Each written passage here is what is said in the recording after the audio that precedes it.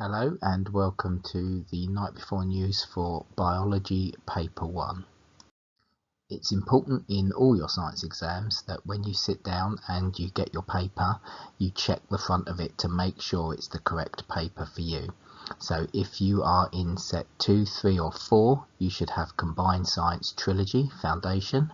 If you are in set 1, you should have Combined Science Higher.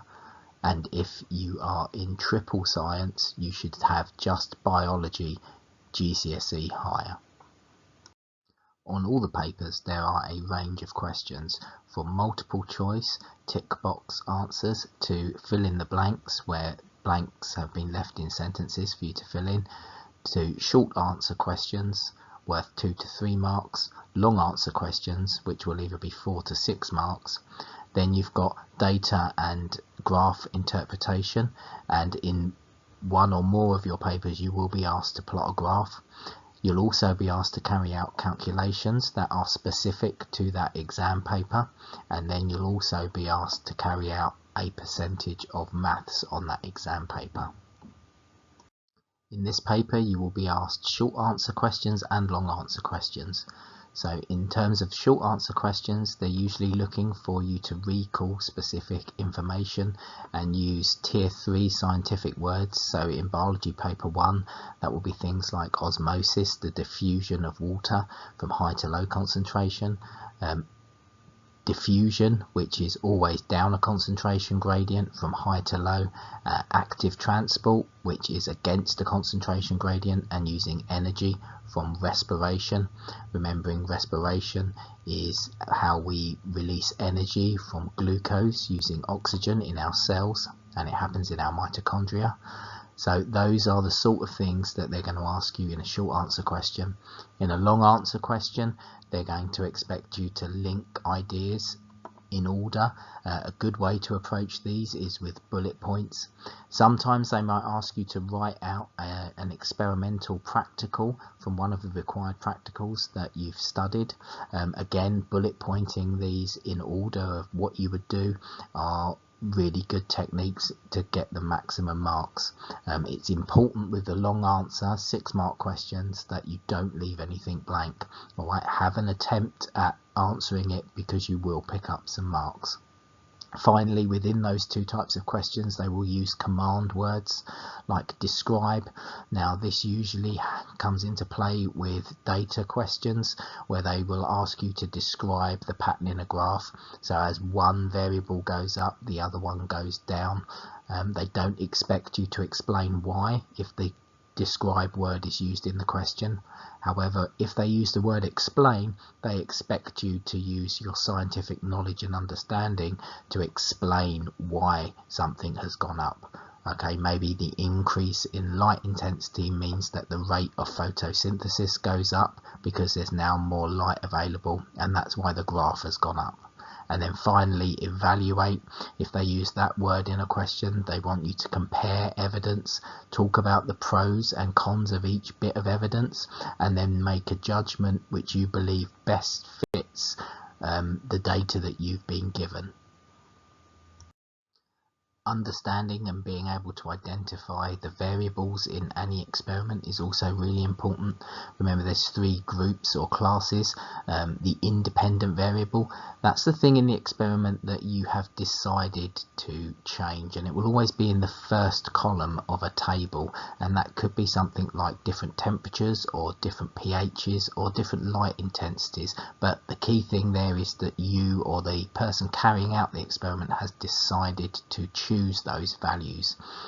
Then you've got the dependent variable, and its name is given to the fact that it depends on what the value of the independent variable is, because we're looking to see if there's a link or a correlation between the 2 variables, and that could be something like time for something to react, that could be the volume of gas produced in a given amount of time, or it could be a color change, for example.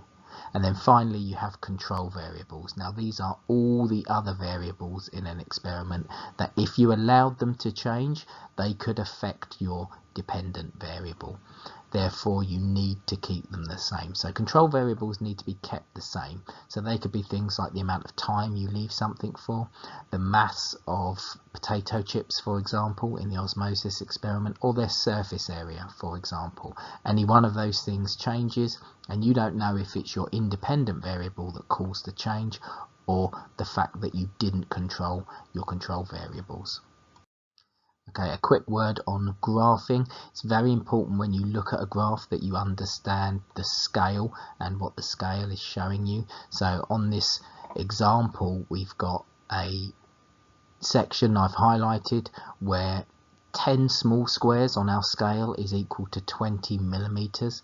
Now you need to be able to work out what each individual division or small square is worth. In order to do that, you take the value for 10 squares and divide it by 10. So here it would be 20 millimeters divided by 10, which means every small square has a value of 2 millimeters. That way, when you're reading off the graph, you can accurately give the value that they need. Next we have calculations, and in biology paper 1 the main calculation that you need to remember is that for magnification when you are looking at objects underneath the microscope.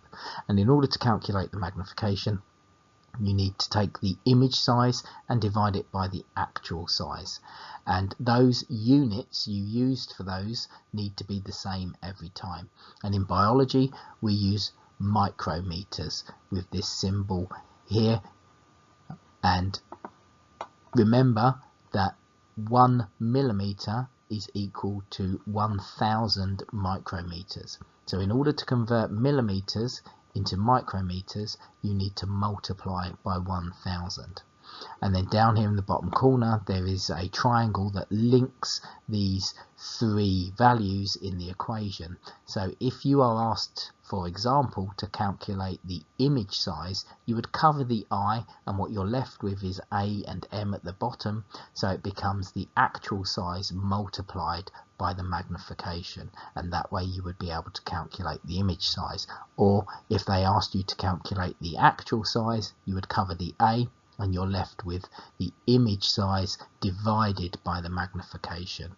But the key thing here is to remember that you need to convert your units into micrometers. Finally, we'll look at some of the math skills they might ask you on biology paper 1. Now 10% of this paper will just be mathematics that you've been taught in your GCSE maths class, but it won't generally be above a grade 4. So they might ask you to round to a certain number of significant figures. So in my example here I've got 0.2239. Well, the 0 is not a significant figure because it's 0, so we start from the first value here, which is the first 2. And then we go 3 numbers down, so 2, 2, 3. We're focusing on the 3 here, and what we're looking at is the number directly to the right. If that value is 5 or above, then we round this 3 up. If that value is 4 or below, then we would round that down. So in this example, we round it up to 0.224. Another area they might ask you, especially in the context of the osmosis required practical, is to calculate the percentage change in mass of something. So in order to do that, you work out the change in mass, so how much mass has been gained or lost from the start to the finish of the experiment, and then divide it by whatever the initial mass was, so whatever the starting mass was, and the sum of that you would then multiply by 100, and that would give you your percentage change in mass. And the last thing that is quite specific to biology paper 1 will be surface area to volume ratio. So if you look in the bottom right corner, I've got a cube that is 2 millimeters by 2 millimeters by 2 millimeters. To calculate surface area, well, the area of one of these surfaces is the base times the height, so that becomes 2 times 2. But there are 6 sides to a cube, so we need to multiply the value of one surface by 6. So 2 times 2, then multiply that by 6, gives us a surface area of 24 millimeters squared. Then the volume is much simpler. It just becomes base times height times depth, so that becomes 2 times 2 times 2, which would give us 8 centimeters cubed. Then to work out the ratio of the surface area to volume, you do it in that order. So you take the value for surface area, which is 24, and divide it by the value for volume, which gives you 3. So this actually becomes a ratio of 3 to 1.